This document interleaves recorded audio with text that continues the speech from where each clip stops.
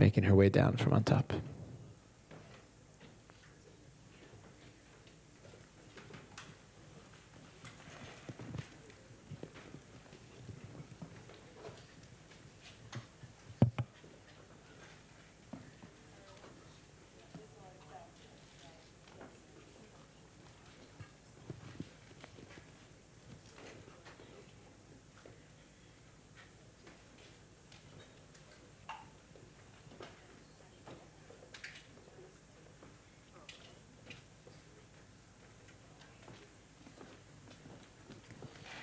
Thank you, Audrey. Thank you for being here.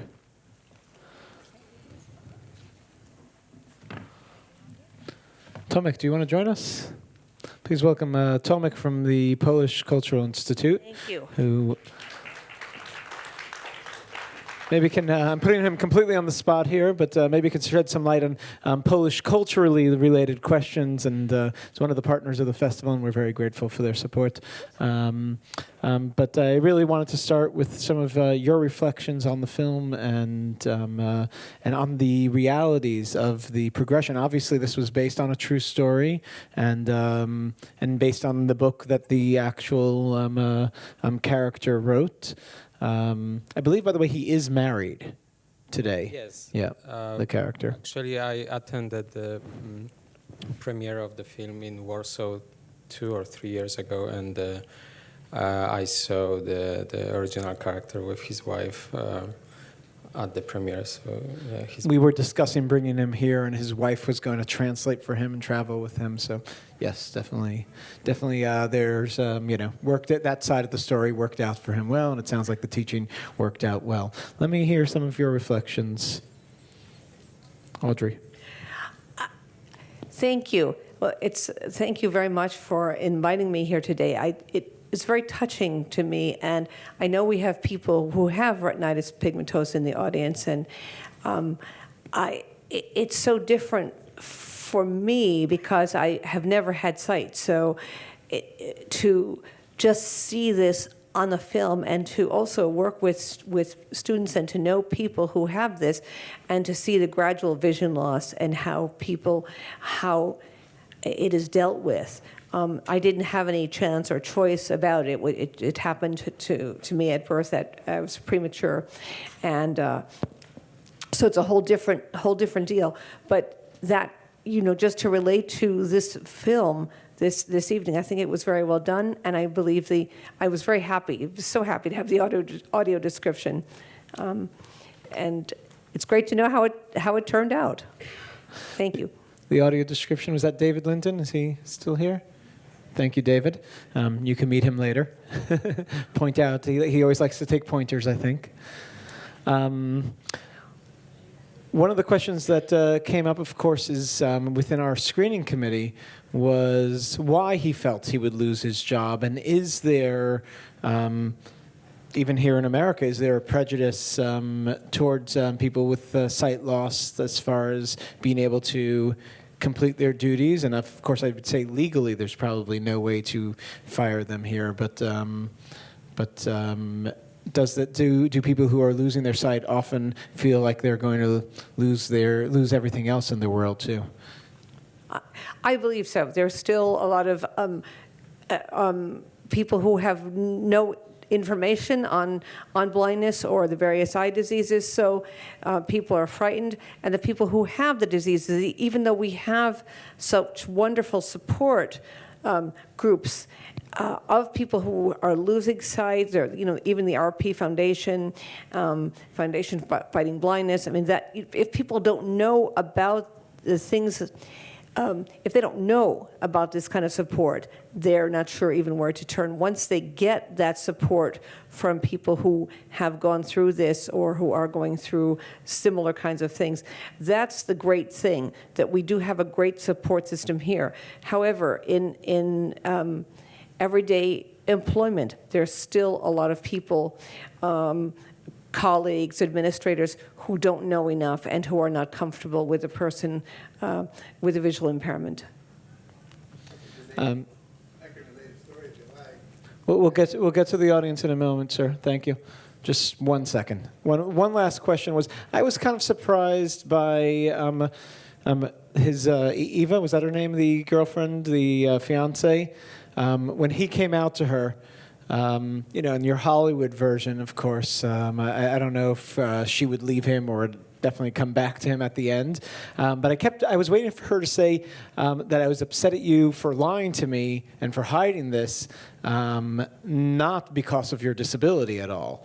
But she kind of took the other direction, and I was wondering if there's how you guys reflect on that. Let me ask both of you that question.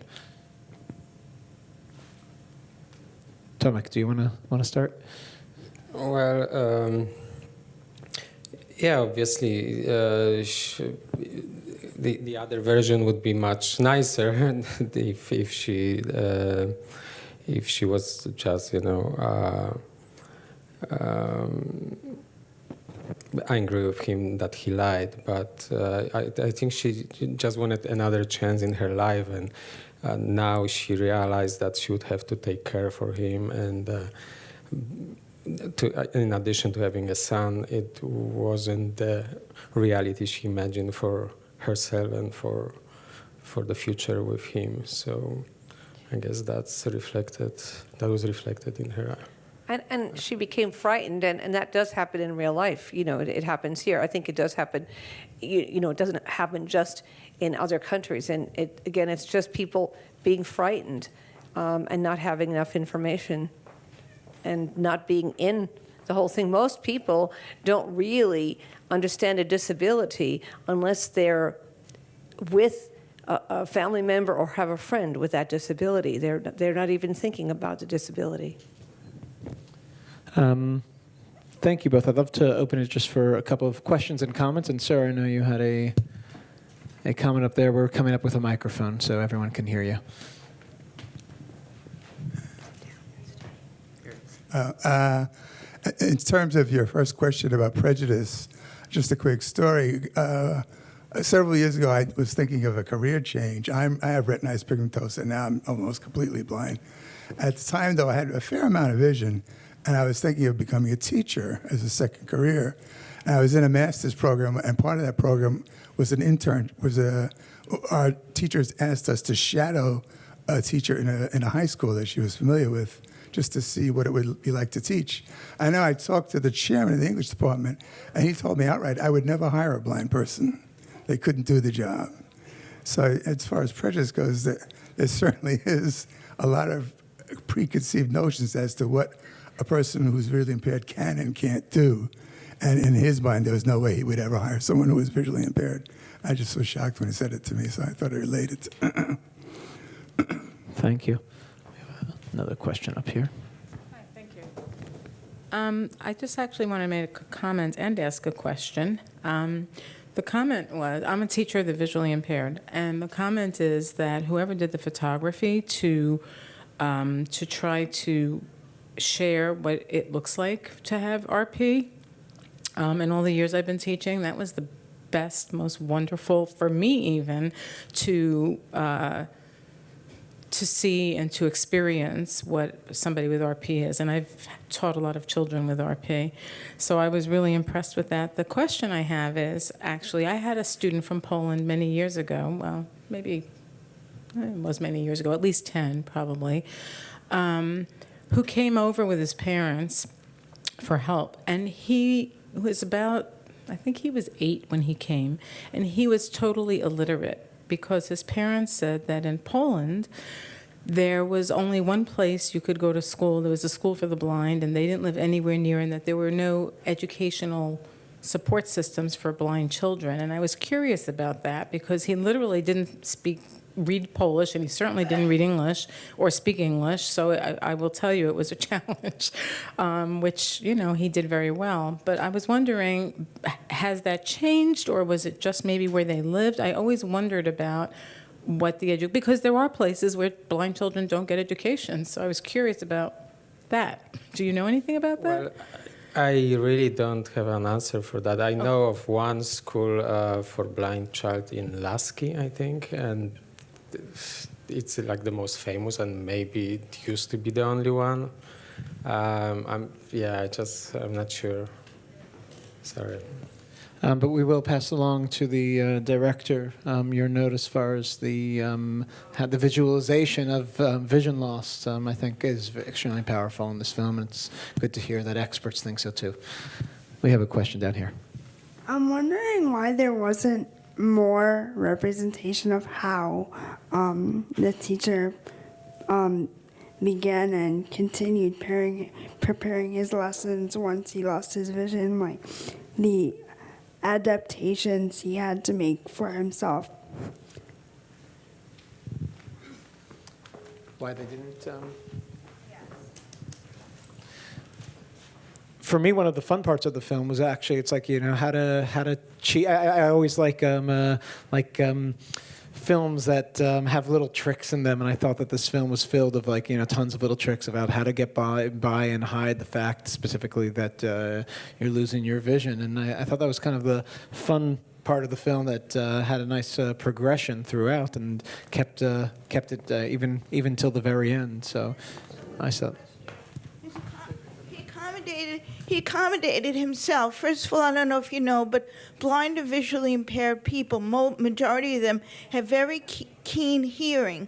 So where their sight is going, they're going to have greater. Where their sight is going, they're going to have greater ability to hear things around them. That's number one. And number two, if you notice, he delegated someone for all of his teaching responsibilities. He delegated someone to mark his papers. He delegated someone to take attendance. He delegated someone to give out the papers during a test. So he was like giving away assistant teaching jobs to his students, and that's how he got around that. No, I know, and I saw that. I just would have liked to see how that played out and whether there were issues with that and how the students adapted to that.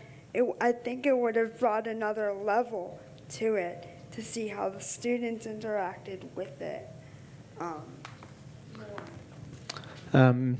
Hour and 40-minute film, so can't keep everything in there, and definitely tried to keep as much as possible. I thought it was built in a little bit. Yes, let's take. I have a question. Did the students realize that he was blind? I wasn't sure when they gave him the flowers. They didn't know.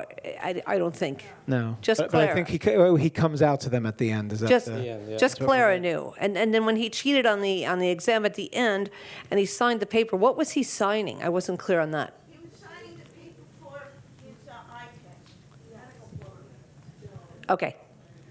Thank you. He was signing the paper on for his eye test, the medical form. That was the question. I thought there was more to it than that. Thank you. Folks, at 8:30 in this room, we are screening My Hero Brother. And till then, there's a reception right up here on L1.